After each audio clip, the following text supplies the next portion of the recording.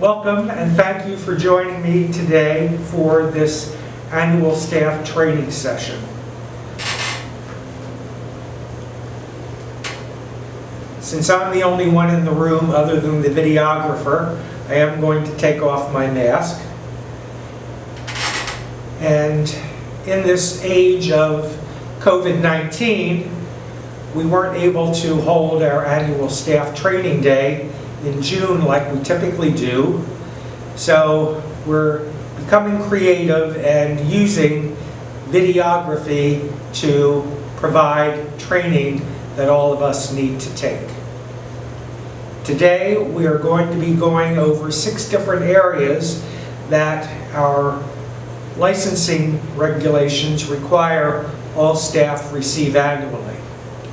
That training will include the application of person-centered practices for the individuals that we support, community participation supports and community programs, individual choice, and supporting the folks that we serve to develop and maintain relationships.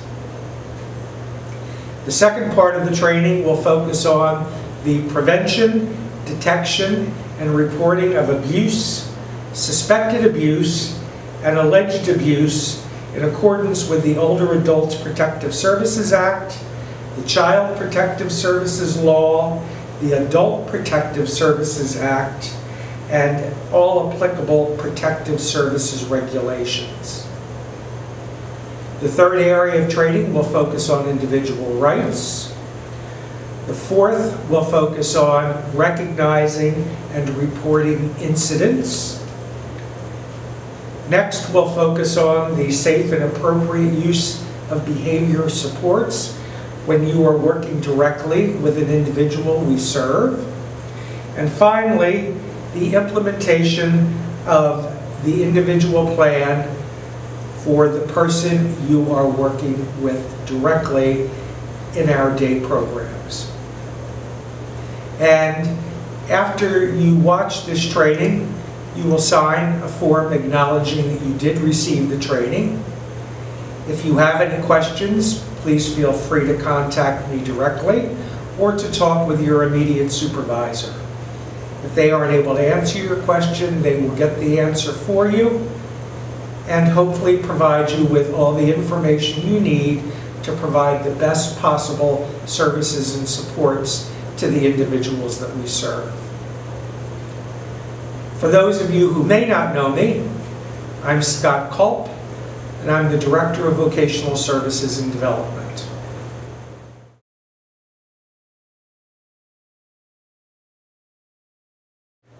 The first module of our training will focus on the application of person-centered practices, community participation supports, better known as CPS, and community inclusion, individual choice, and supporting the folks we serve to develop and maintain positive relationships with others. From training that you've already had, you should be aware that in the Commonwealth of Pennsylvania, we are funded primarily by the Office of Developmental Programs, better known as ODP. In addition to providing funding, they also oversight our programs and ensure that we are meeting all of our duties and obligations to the individuals that we support, their family members, and the community at large. Several years ago, ODP developed what they call self-determination and everyday lives. And those two concepts are exactly what they sound to be. Helping individuals who have a disability determine the type of life that they want to live. An everyday life just like you and I are afforded. Most of our folks, however, need assistance in order to realize their dreams and their wishes for the future. And that's where we come in. It's through our efforts, listening to what our individuals tell us, that we provide the supports that our folks need in order to live an everyday life that's based on their wishes, not what others wish for them.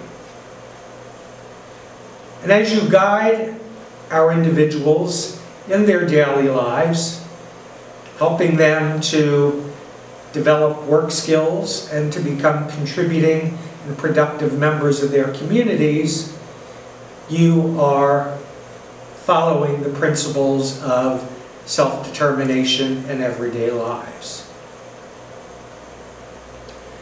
Part of that may mean that some of our individuals, in fact many of our individuals, may want to be actively involved in their community. Again, just like everyone else. But many of them, again, need assistance and support to be able to do that. And that's where we come in. All of you have, or will shortly take, if you're a new staff,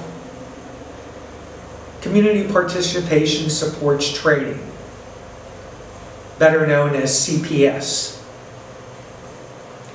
This training will help prepare you to support individuals in their respective communities. You will likely be taking them on community outings while they're at our programs, to places they want to go and that are of interest to them. Many of our individuals would also like to be able to volunteer for a local charitable organization. Right now we have 4 individuals who are volunteering. One is an usher at the Bucks County Playhouse in New Hope. 2 ladies volunteer at the Holy Redeemer Thrift Store in Warminster. And another individual helps care for cats that are up for adoption with a local pet care organization. These are just some of the examples of community participation supports in the community. Every day we have different outings scheduled for folks who wish to go on them, to places like the zoo, a museum, a store, or an animal farm. All of the places where our folks may go in the community are places they've told us are important to us. Over the next year, we expect to provide more community activities for more of the individuals that we support. There are, however, some folks who may not want to go on community outings for a variety of reasons. Many of them come to our programs to work and earn a paycheck, and they prefer not to take time away from working to go on a community outing because they can do that when they aren't at our workshop. That's another example of self-determination and living an everyday life. Our job is to help individuals make those choices. Finally, we want to help our folks develop and maintain healthy and positive relationships with others.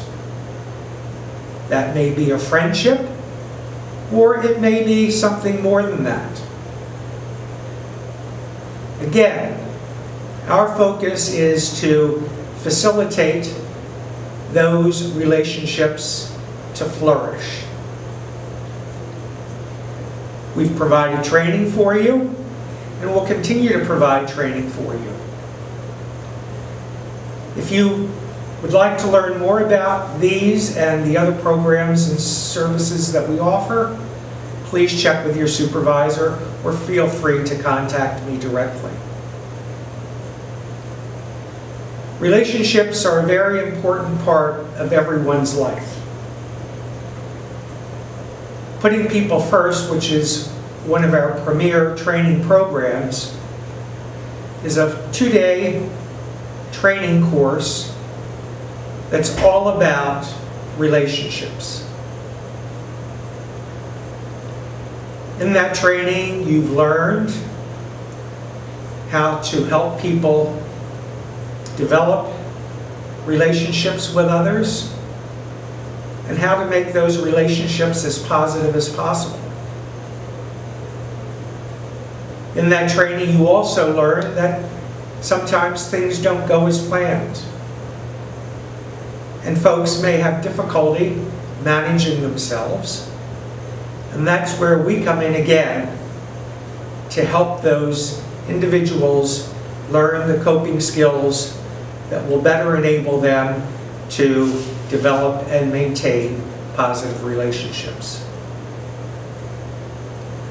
Thanks for your participation in this module of the training, and shortly we'll be moving on to the second module.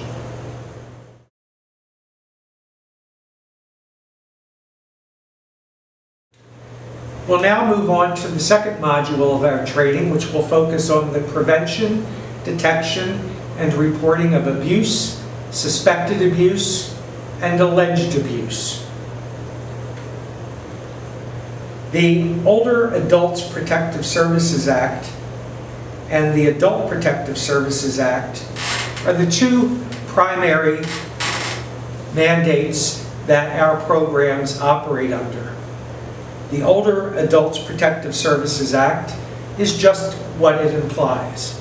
It is primarily for older adults. The Adult Protective Services Act applies to individuals from 18 years of age to 59 years of age, which is the category or age group that most of the individuals we support fall into. It is of utmost importance that if you observe or suspect an individual that you support may be suffering from abuse, that you report that immediately. Abuse can take many forms. It can be verbal abuse, which is how one person talks to another. It can be physical abuse, which is how people physically interact with one another. It could be emotional abuse, or it could be sexual abuse. In many cases, you may not observe any of these forms of abuse firsthand, but based on what someone has told you, or based on the things someone may say to you, you might suspect that they have or are the victim of abuse. That would come under the category of suspected abuse. If someone tells you that another person has abused them, that is alleged abuse. In either case, as caregivers for individuals with intellectual disabilities and autism, we have a duty and a responsibility to report that abuse to the proper authorities. Here at BARC Developmental Services, that would be our Quality Resources Department. If you suspect that someone has been abused, or if they've told you that they're being abused or have been abused, you should immediately report that to your immediate supervisor.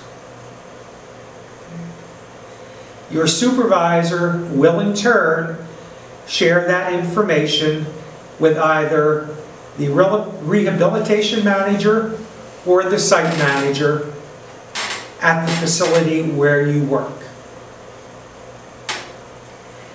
You may be asked to provide additional information about what you suspect or what was told to you so that a comprehensive report can be shared with the Quality Resources Department.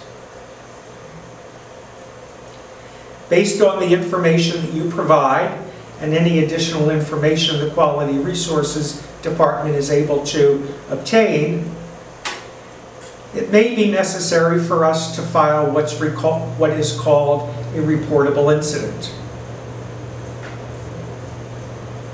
A reportable incident, again, is exactly what it sounds to be. It is a report that outlines the information that you have shared with the Quality Resources Department and is filed with the Office of Developmental Programs. Depending upon the nature and the severity of the suspected or alleged abuse, an investigation may be launched. Here at BARC, we have a number of certified investigators who have gone through extensive training and are now qualified to conduct these investigations.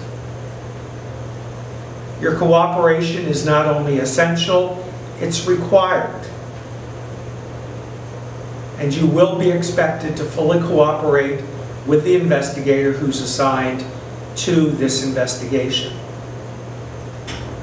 All information that you provide will be kept confidential and will only be shared with those who have a need to know.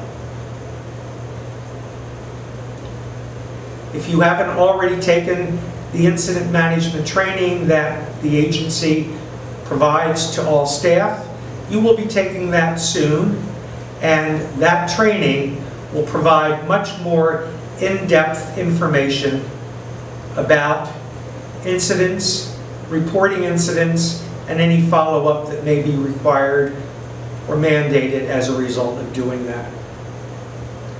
For the purposes of this particular training module, however, the critical factor for you to remember is that if you see or hear something that doesn't look or sound right to you, that should be your cue to share that information immediately with your immediate supervisor.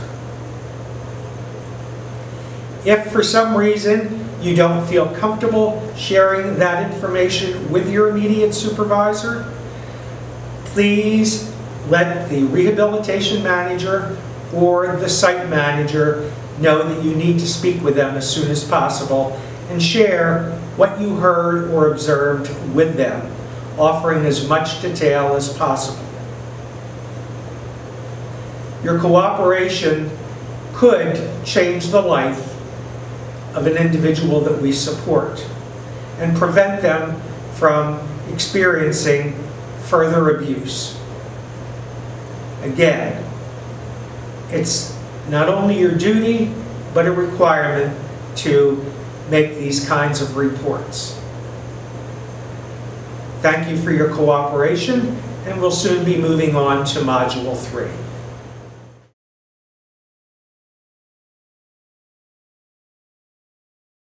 We're now going to begin Module 3 of this training, which will focus on individuals' rights. All of us, regardless of who we are, have rights. Our founding fathers, in their infinite wisdom, understood the importance of protecting those individual rights. The folks who we support, who have an intellectual disability or autism, are no different than anyone else. Unfortunately, however, for many years, their rights were not protected. It wasn't until October 24th, 1963, when the Social Security Act was passed, that provided grants to states to update their programs for those with mental retardation, and that was the term that was used in 1963. It's a term we don't use today because of its negative connotation, but in 1963, that was the prevalent term. 1 week later, on October 31st, 1963, funding for community-based centers for the care and treatment of persons with mental retardation was passed. And that also included funding to train special education teachers. Prior to 1963, there were very few programs for children and adults with mental retardation. Actually, BARC was one of the first agencies in the Commonwealth of Pennsylvania and in Bucks County to provide those supports. We were founded in 1951 by a group of parents whose children had no services available to them, and we started at a very small grassroots operation. Clearly, we were ahead of the game because by 1963, we already had programs in place to serve children and adults with mental retardation throughout Bucks County. In 1969, on December 11th, the United Nations advocated for the provision of services to, and I quote, rehabilitate the mentally and physically disabled to facilitate their integration into society. And that really was the benchmark and the beginning of ensuring that individuals with a disability were afforded the individual rights that so many of us now take for granted. Many of you may know Geraldo Rivera. He came to fame because of an expose he did about Willowbrook, which was an institution for the mentally retarded in New York. He went undercover and exposed the abhorrent conditions that children and adults with mental retardation were forced to endure in the institutions. Sadly, many physicians who were well-intentioned advised parents when they had a mentally disabled child to put the child away, as they would say, meaning send them to an institution and basically forget that you had them. A concept today that most of us probably find very hard to even fathom. But again, that was considered best practice at the time.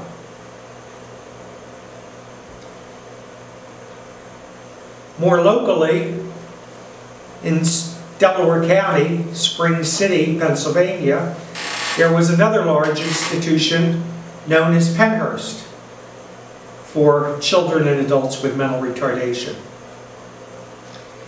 In 1977, the mother of a young woman who resided at Pennhurst from Yardley, Pennsylvania, brought suit in federal court to improve the conditions at Pennhurst, not only for her daughter, but for all the residents of this institution.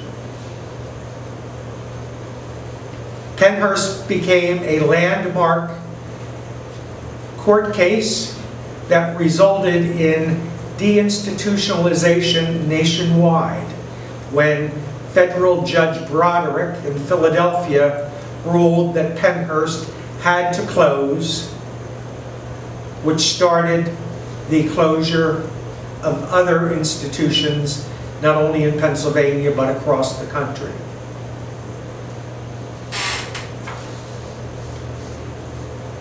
In 1975, the Individuals with Disability Education Act, known as IDEA, was passed, and it mandated that all schools receiving federal funds had to provide equal access to education for children with physical and mental disabilities.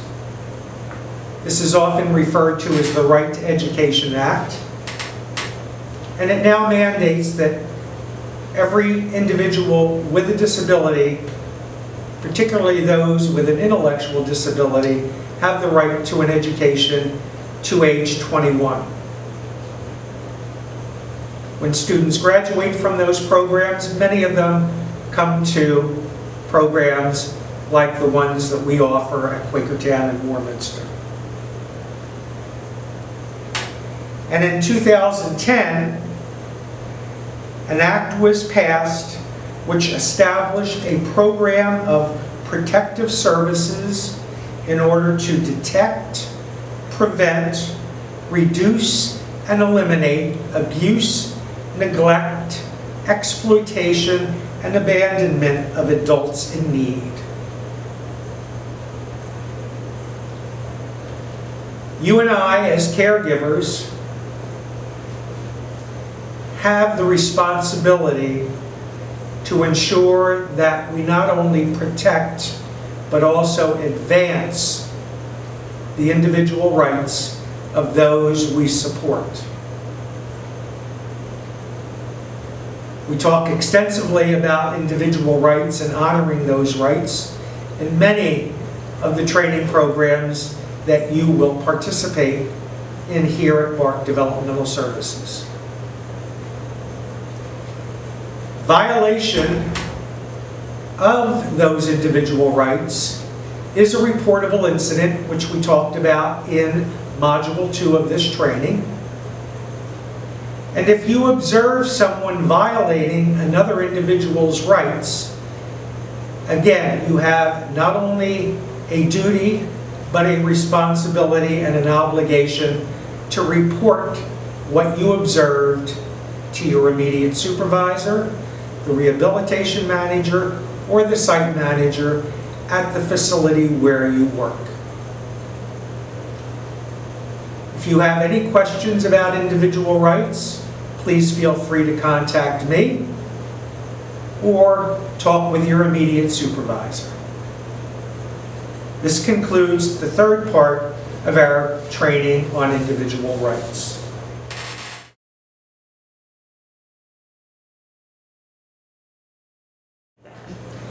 The fourth training module focuses on recognizing and reporting incidents. We've already talked pretty extensively in some of the other training modules about your ability to recognize and then report incidents that you observe. An incident can be an interaction between a staff and an individual that we support. It could be an interaction between two or more individuals that we support. Individual to individual abuse, where one person that we support is physically aggressive to another individual, is reportable. And again, you have not only a duty, but a responsibility and an obligation to report any incident of that nature that you observe.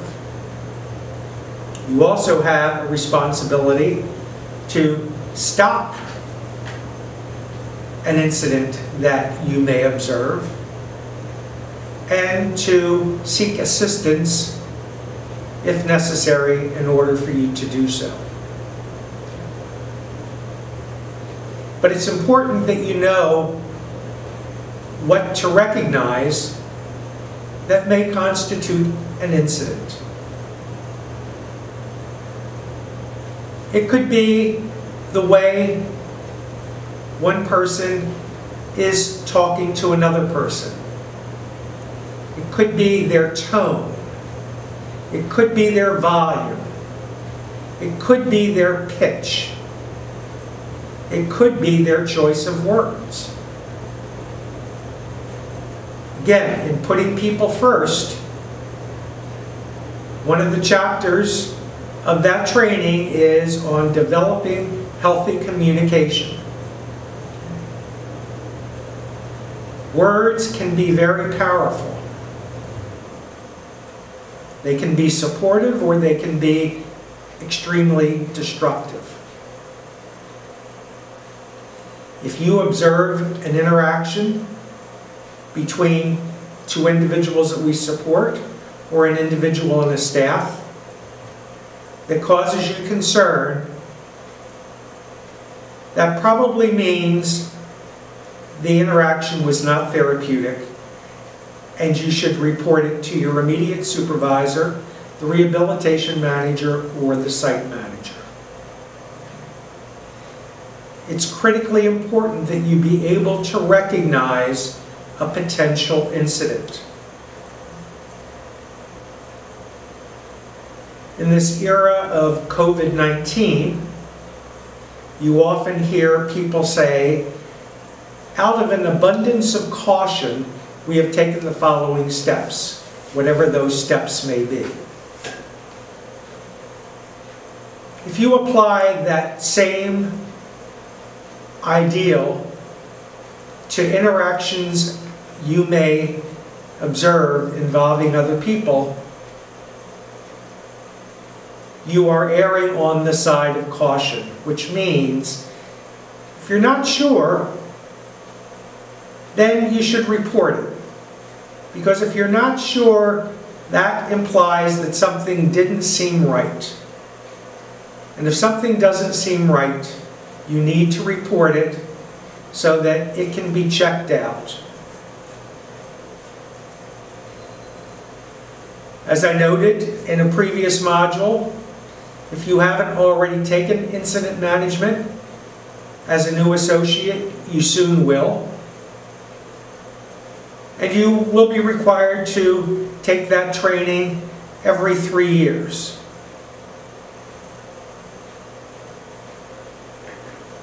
I can't stress enough the critical role you play in recognizing and reporting incidents.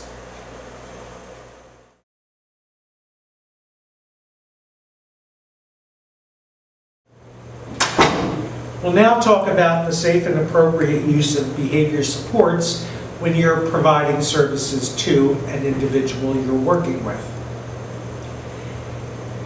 Everyone who needs it should have a formal behavior support plan, often referred to as a BSP. This plan is developed using the team approach, which is critical to how we operate here at BARC Developmental Services. No one operates in a vacuum, and a team approach is the way we found that best enables us to provide quality care and supports to our folks. The team process is designed to solicit input from all members of the team because they're the people who know the individual we support best. Critical to that process is listening to what the person themselves has to say about what's important to them and what they want in their lives, and just as importantly, what they don't want. Many of our folks are able to very clearly articulate what is important to them. Not only what is important to them, but who they want to help them meet their goals, their dreams, their wishes, and their objectives. Our roles as caregivers are to honor those requests to the greatest extent possible, and to think creatively together to figure out how we can make that happen. I used to be a putting people first instructor, and one of the examples I would often use was an individual we supported who said he wanted to be a police officer. Initially, many people scoffed and said, well, that's silly. He'll never be able to be a police officer. And they were ready to dismiss that dream of his. Thinking outside of the box, however, allowed us to ask some important questions that the individual was able to answer, and it gave us some pretty clear insights about what was really important to this person. What we learned is that he liked wearing a uniform. And the only people or professions that he knew where someone wore a uniform was a police officer. And therefore, that's why he said he wanted to be a police officer.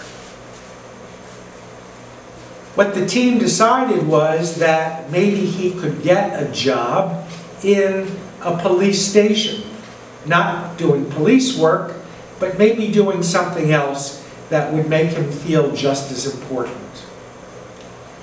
This is why the team process is so beneficial and can help bring together creative ideas and approaches to dealing with what may seem like very challenging or impossible situations.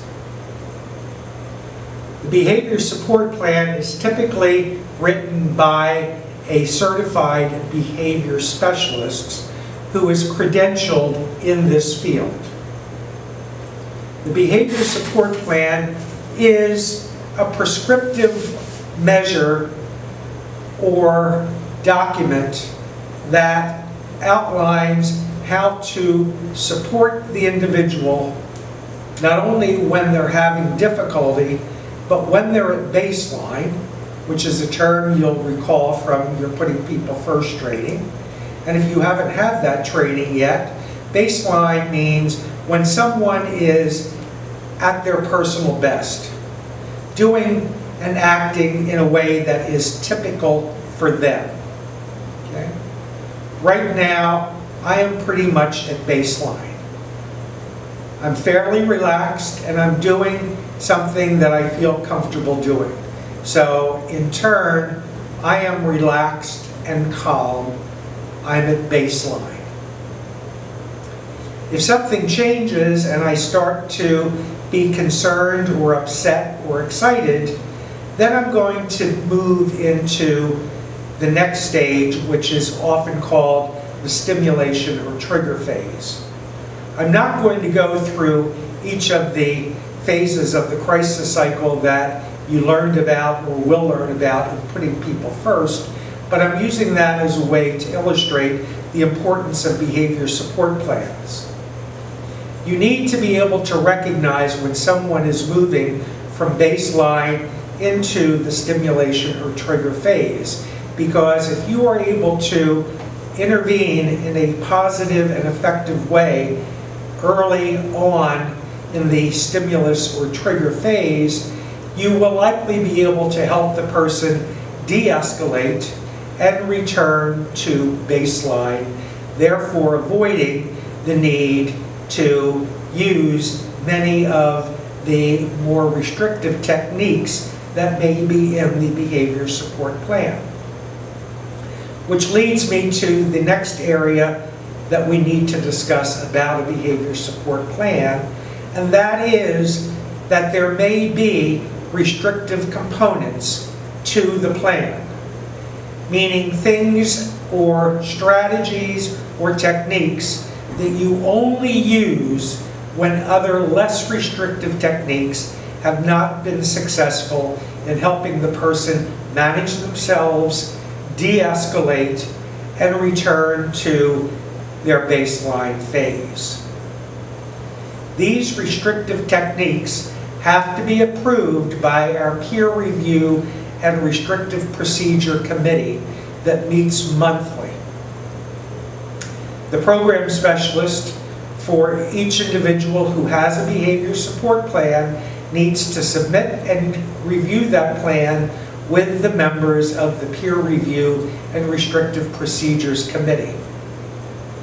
Upon doing that, if the committee gives approval, then the behavior support plan can be implemented, but only if every technique is followed to the letter and in the manner outlined in that particular plan for that particular individual.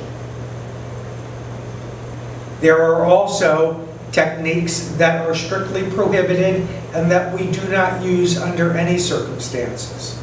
Again, I am not going to go over every one of those prohibited techniques in this training because you've already learned what those techniques are as a result of putting people first or as part of your new hire orientation. You cannot physically interact with any individual we support until you have successfully completed the 2-day Putting People First training. Physical or physically restrictive techniques are only used as the technique of last resort when all other techniques that are less restrictive have not been effective or successful in helping the person manage themselves, de-escalate, and return to baseline. Some examples of prohibited techniques, just so you are aware, include hitting, kicking, pinching, punching, any physical technique that is of that nature. We also do not restrain people on the floor or against a wall. We do not physically restrain people if they are in a wheelchair. Again, all of these techniques will be part of the training you receive when you take the Putting People First training, or if you've already had it, you're aware of what those techniques involve. Implementation of the behavior support plan must be consistently applied by all the staff who are responsible for implementing the plan. You are not permitted to change a technique or implement a technique that you think might work better without approval of the Peer Review and Restrictive Procedures Committee, because that involves an alteration of the plan that can only be made by the behavior support specialist. Again, if you feel you might have a suggestion for a technique that might be helpful, please share that with the person's program specialist and discuss it with them. And if agreed, they can take that to the full team for consideration.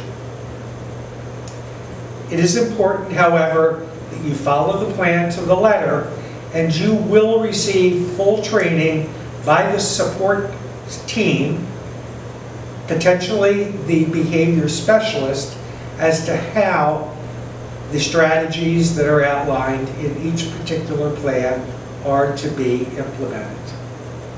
Again, if you have questions or need more information, feel free to contact me or speak directly with your supervisor. This completes the 5th module of our training, and we will soon move on to the 6th and final module.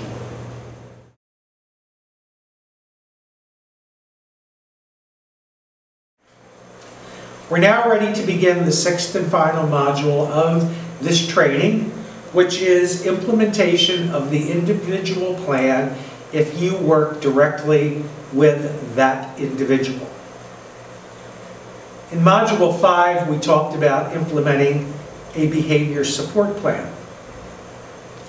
Implementing an individual plan is very similar in that each person has an ISP, an individual support plan. That ISP is a very long and thorough document that covers every aspect of an individual's program and services.